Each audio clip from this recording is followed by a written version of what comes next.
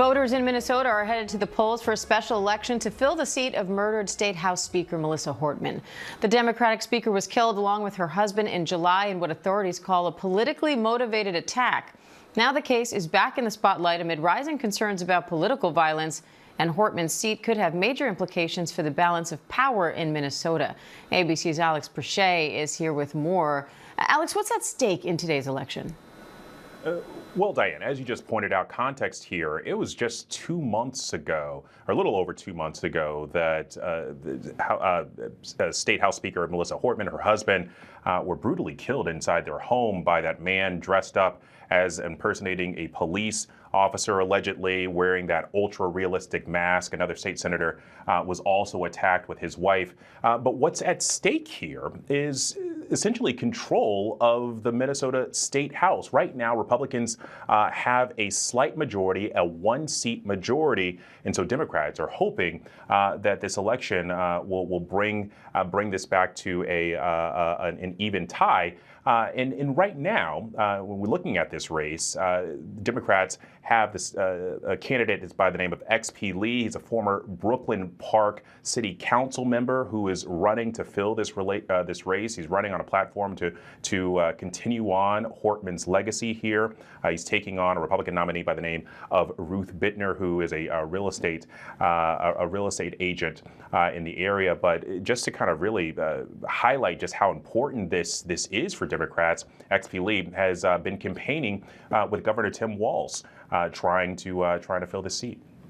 Alex, meanwhile, Pennsylvania's Democratic Governor Josh Shapiro just gave a keynote on political violence after the Molotov cocktail attack on his home. What's the latest on his message and where this whole conversation is going?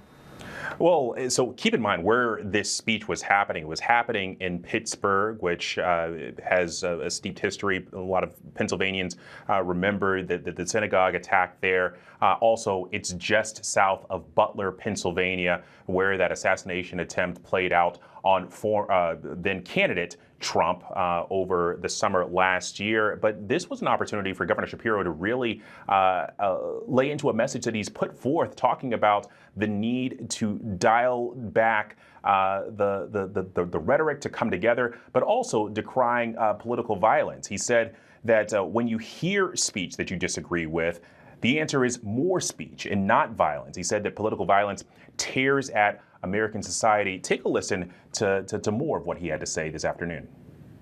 This type of violence has no place in our society, regardless of what motivates it or who pulls the trigger, who throws the Molotov cocktail, or who wields the weapon.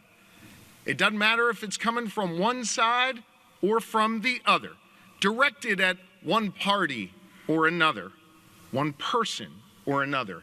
It is all wrong, and it makes us all less safe. Yeah, so Shapiro there really trying to double down on this message of unity and talking about decrying political violence across the board. It's a veiled rebuff of some of the rhetoric that we've heard from President Trump since in the days after Charlie Kirk's assassination, where he's specifically highlighted attacks on Republicans. Shapiro going out of his way to mark attacks that have happened on both parties, and also talking about the need for government to deliver in order to make people feel like they're actually being heard. All right, ABC's Alex Perche, thank you.